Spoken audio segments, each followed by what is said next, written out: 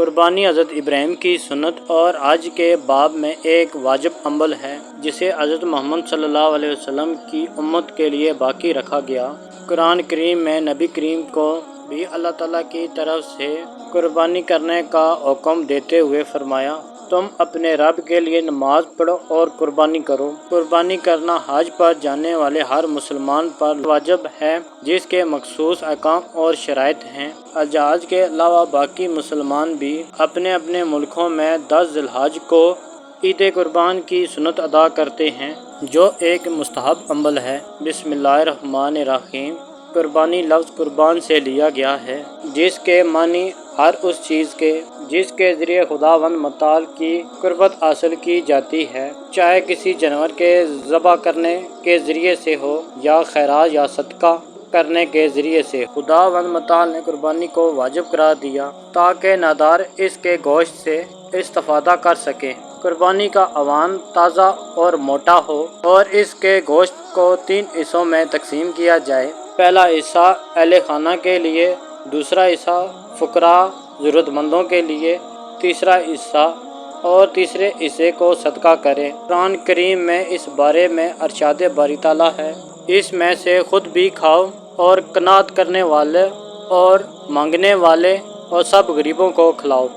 ابو بصیر نے امام جعفر صادق علیہ السلام سے قربانی کی علت اور حکمت کے بارے میں سوال کیا تو امام علیہ السلام نے فرمایا، جب قربانی کے جانور کے خون کا پہلا قطرہ زمین پر گرتا ہے تو اللہ تعالیٰ اس کے زندگی کے تمام گناہ بخش دیتا ہے، اور قربانی کے ذریعے معلوم ہوتا ہے کون پرہیزگار اور متقی ہوتا ہے۔ اسی طرح قرآن مجید میں ارشاد باری تعالیٰ ہے، خدا تک ان جانوروں کا گوشت جانے والا ہے اور نہ خون، اس کی بارگاہ میں صرف تقویٰ جاتا ہے۔ اسی طرح ہم نے ان جانوروں کو تمہارا تابع بنا دیا ہے کہ خدا کی دی ہوئی ہدایت پر اس کی کبریائی کا اعلان کر دو اور نیک عمل والوں کو بشارت دے دو۔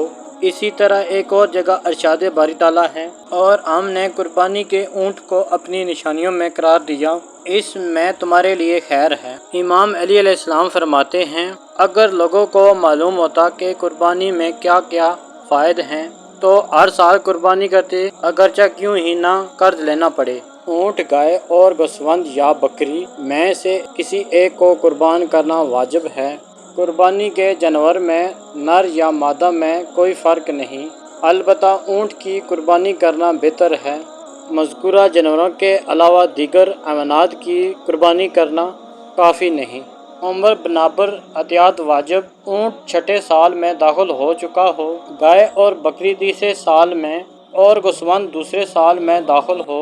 جانور کے عمر کے زیادہ بارے میں کوئی حد نہیں ہے، قربانی کی عمر اس سے زیادہ بھی ہو تو کافی ہے، اس شرط پر کہ جانور زیادہ بوڑھا نہ ہو، جانور صحیح سالم ہو، دبلا اور بہت کمزور نہ ہو، اس کے اعضاء پورے ہوں، جیسا کہ اس کی آنکھ، کان یا دم کٹی نہ ہو، یا اس میں کوئی اور نقص نہ ہو جیسا کہ مفلوج یا کسی اعضاء کا ناقص ہونا، یا پیدائشی طور پر معذور ہو تو اس کی قربانی کافی نہیں ہے۔ جس جانور کا باہر کا سینگ ٹوٹا ہو اس میں کوئی اشکال نہیں، اور جس جانور کا کان پھٹا ہو یا اس میں کوئی سوراخ ہو اس میں کوئی حرج نہیں۔ قربانی کو ذبح کرتے وقت بہتر ہے اس دعا کو پڑھیں اور اس کے بعد ذبح کرے، اور اگر ذبح کرنے والا اپنی طرف سے قربانی کر رہا ہے تو یہ کہے، اللہم تقبل منی، اور اگر کسی اور کی طرف سے ذبح کر رہا ہے،